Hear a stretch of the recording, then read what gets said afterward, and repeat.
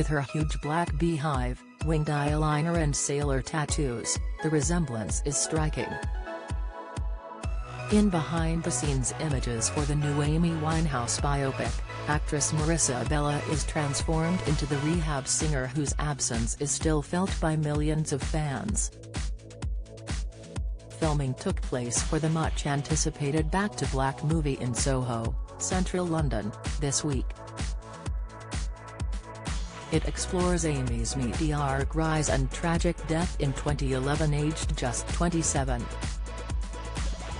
Yesterday, Amy's dad Mitch, played in the film by Eddie Marsan, gave it the family's blessing. Mitch, 72, said, "It's something we're excited about as a family because it will concentrate on Amy's talent. And when all is said and done, that's what we are left with. It will be amazing for fans to relive her genius and introduce her music to a whole new generation." Amy loved championing artists, so she would have been so excited to see what Marissa will bring to the role and would be very supportive of her. Fans will have to wait until next year for the biopic, but the images are sure to release a flood of memories about the music legend whose career was tragically cut short 12 years ago. The five-time Grammy Award winner was considered one of the most gifted artists of her generation, and after her death her most iconic album Back to Black became the best-selling album of the 21st century.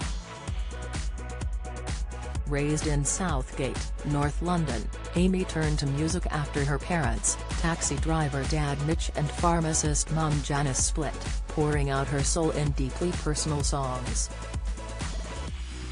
A unique talent, influenced by her love of jazz but with the voice of a soul singer, Amy's first album Frank reached number 3 in 2003 when she was still just 20 years old.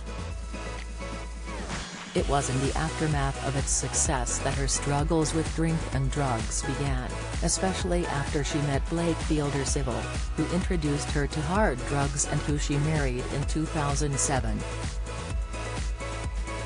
Yesterday's pictures show the couple together, with SAS Rogue Heroes star Jack O'Connell as Blake.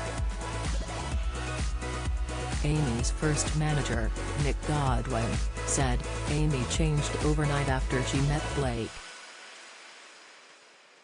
She just sounded completely different. Her personality became more distant. And it seemed to me like that was down to the drugs. When I met her she smoked weed but she thought the people who took Class A drugs were stupid. She used to laugh at them." The tumultuous relationship with Blake inspired many of the lyrics in Back to Black, including her most iconic tune, Rehab, after she swore to Mitch she didn't need to detox. Amy did eventually go to rehab, but attempts to turn her life around failed. By the time Back to Black was released in March 2007 to huge critical acclaim, she was fully gripped by drink and drugs. That year, her US tour was cancelled due to exhaustion, and in October she and Blake were arrested in Norway for cannabis possession. Later that year she quit drugs, saying, "I literally woke up and was like, I don't want to do this anymore." But her alcohol abuse worsened and, over the next few years, her life spiraled out of control.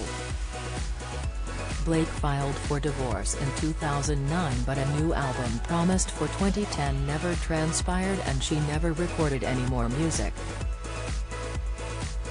Amy checked back into rehab in spring 2011, emerging with news of a 12-date European tour. But the first show in Belgrade, Serbia, was a disaster. Clearly intoxicated, she couldn't remember the words to her songs or even which city she was in, and she stumbled around the stage. No one knew it yet, but it would be her last ever performance. Dates in Turkey and Greece were cancelled before the rest of the tour was axed. On the night of July 23, 2011, Amy and her bodyguard Andrew Morris stayed up watching videos until 2 a.m. When he tried to wake her up at around 3 p.m. the next afternoon, he couldn't find a pulse. She had died of alcohol poisoning in her bed, with empty vodka bottles scattered on the floor beside her. Director Sam Taylor Johnson said she feels excited and humbled to make Back in Black, adding, "I will create a movie we will all love and cherish forever. Just like we do, Amy."